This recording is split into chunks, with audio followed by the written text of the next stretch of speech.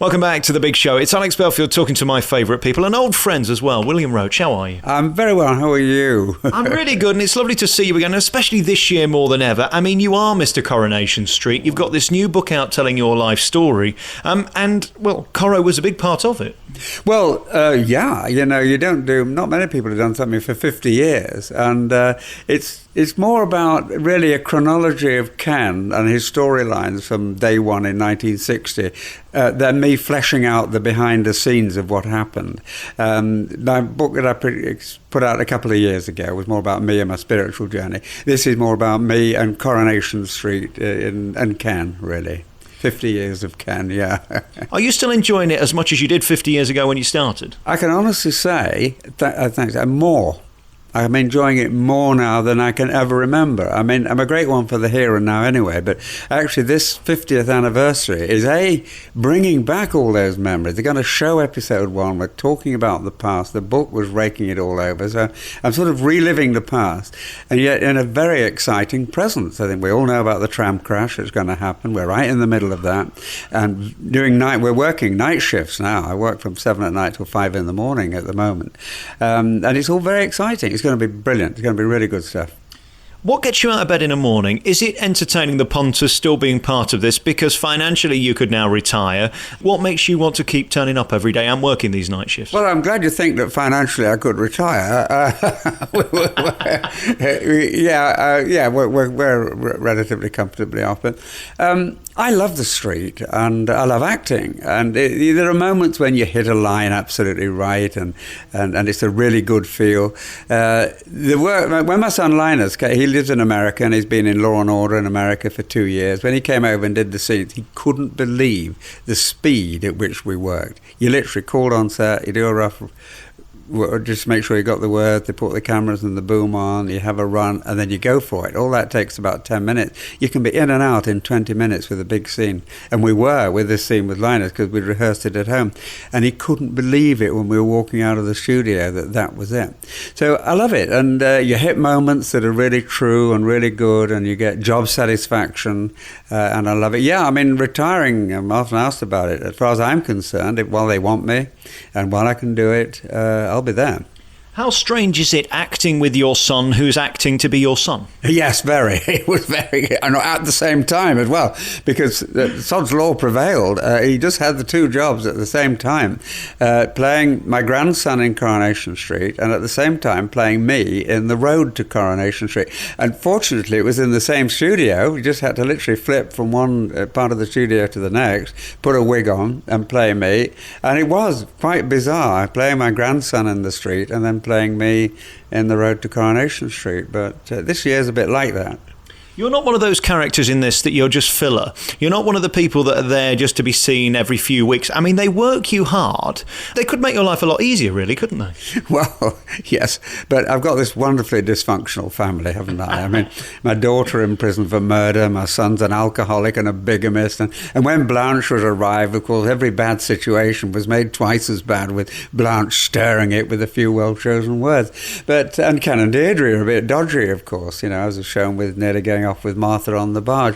But I love it all, and it makes for strong stories, and while the stories are there, it's really exciting to play. Yes, you're right, it's not just sort of background stuff, but we tend to have, when we get our stories, they tend to be really meaty and strong and good, and Tracy's coming back, of course, so it's all going to be really good.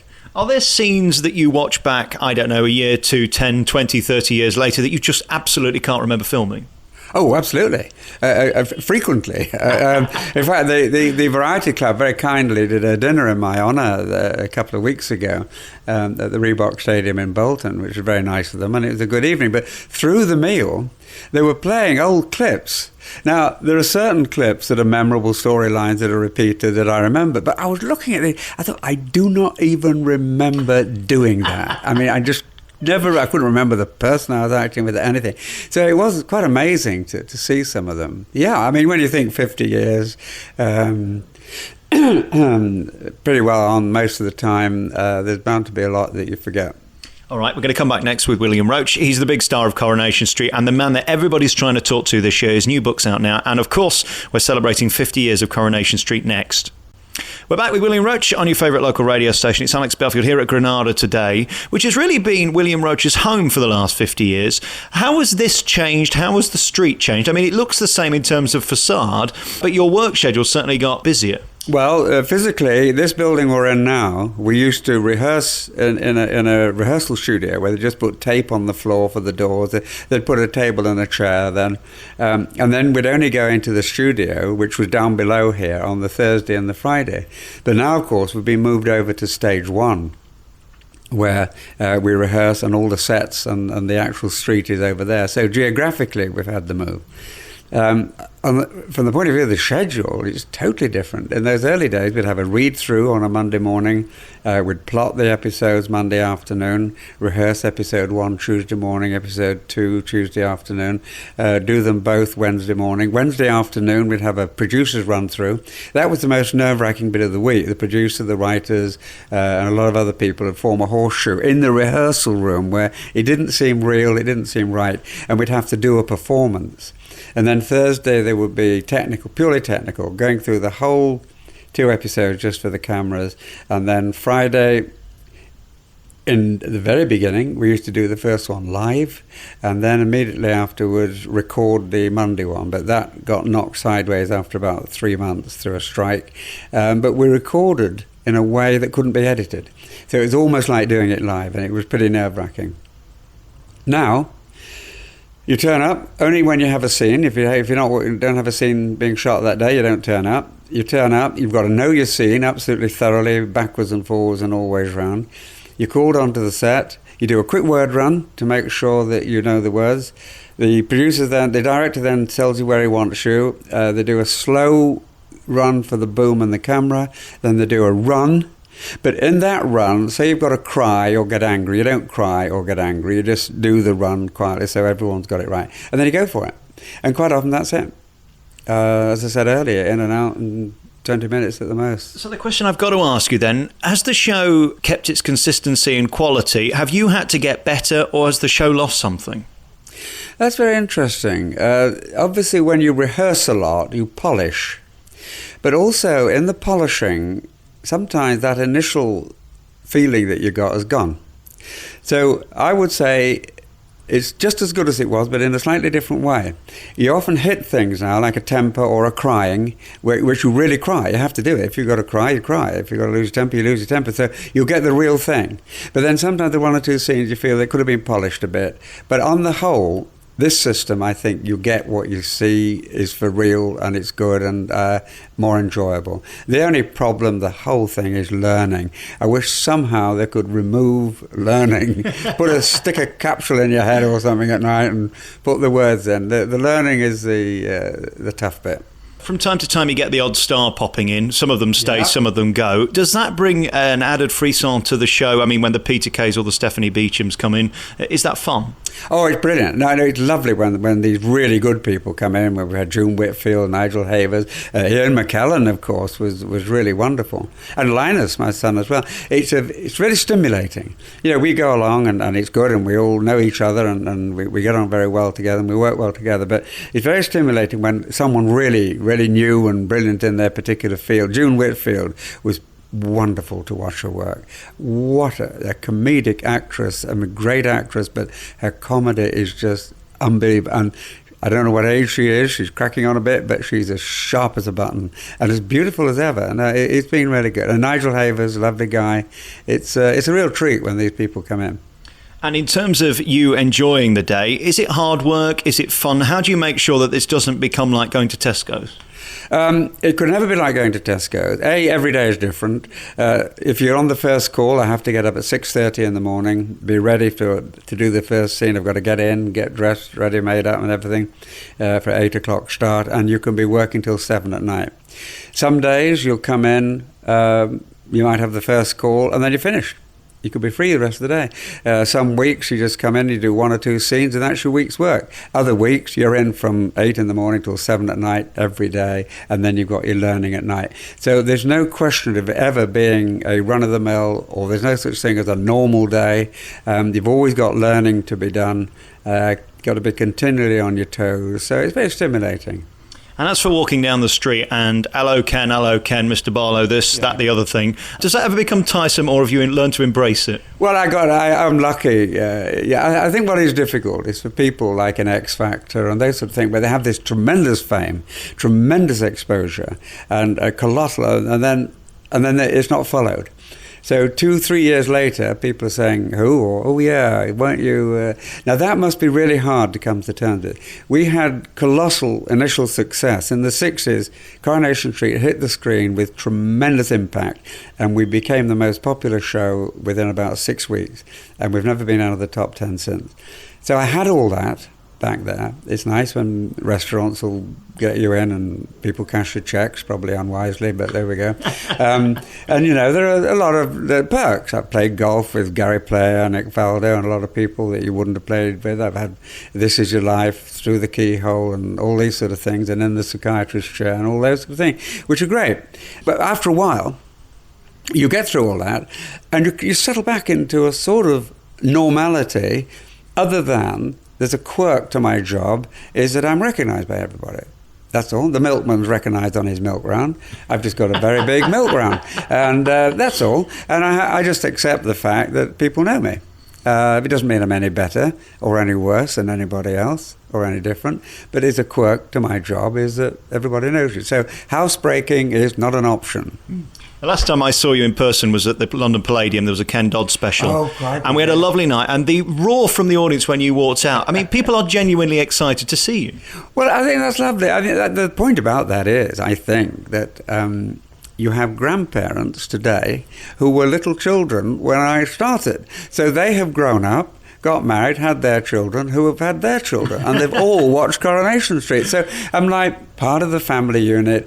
I'm something that's consistent in an ever-changing world, and I've just been there, and they know me, and fortunately they like me, and that's lovely, and I'm thrilled to bits. Particularly the elderly people who live on their own, when I see their eyes light up when they see you.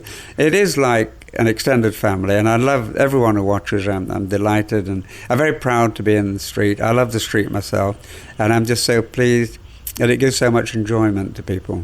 Do you have time to watch it back, or is it just too stressful? I try to watch it because you never know what it's going to be like. For instance, we do it 2 months in advance, and what we're filming at the moment, which is the tram crash, we're doing little bits over a 6-week period through the night. I have no idea what that's going to look like when it's put together. The 6 weeks will probably be over in 10 minutes, but you don't know what it's going to look like.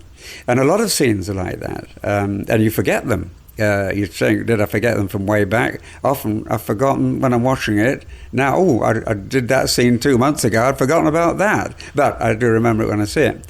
So yeah, it's very interesting. All right, we're here today at Granada talking to William Roache. Top legend, William Roache, back next on your favourite local radio station. We're back on your favourite local radio station then with William Roache, one of my favourite people. And since we last met in person, you've had two great sadnesses in your life that we know about. One was your wife, and of course Blanche went as well, a tremendous actress. I want to talk firstly and ask you how you are, because it must have been very difficult coming in every day, especially bearing in mind some of the storylines which included death at a time when you were obviously grieving for your wife. How are you doing? Yeah, thanks very much for that. And the response has been wonderful. The mail was extraordinary. A sackfuls of lovely people saying beautiful things, and it does help to know that there's that support. It'll be 2 years in February since Sarah died. It was a tremendous shock, because she was one of these very vital people, very bright, very lively. Everyone thought she'd live to be 100. And she did everything. She bought my clothes, she did the shopping, she cleaned the house, she taxed the cars, she paid the bills, you name it, she did it, which left me free to do my work and write my books and things like that. So there was the shock, there was the tragic loss, there was having to support my children, James and Verity, who also supported me. We were very close, that was very good. And then there was the practicality of having to come to terms with all these new things that I had to do, going shopping and things like that. So yeah, just nearly, 18 months down the line or more, getting into that. Of course, Sarah's missed, she always will be. But we're getting into a way of life now that we're coping well. Everybody's been very supportive. The whole of Coronation Street are like an extended family. They were very kind. initially going back to work, it was right in the middle of the Stephanie Beecham story. She was lovely. Stephanie was very understanding and very helpful. I think the first week back was really difficult. Really, I felt I shouldn't be here and things like that. But after that, it became good. It became something that occupied me, kept me busy, and life goes on. I know Sarah's fine. I know where she's gone is a lovely place, and she's very active, getting on with things. So, I know she's okay. Verity and James, my children, are great. We went away. Christmas is a difficult time, and Linus, my eldest son, lives in New York. Last year we went to New York for Christmas, joined him.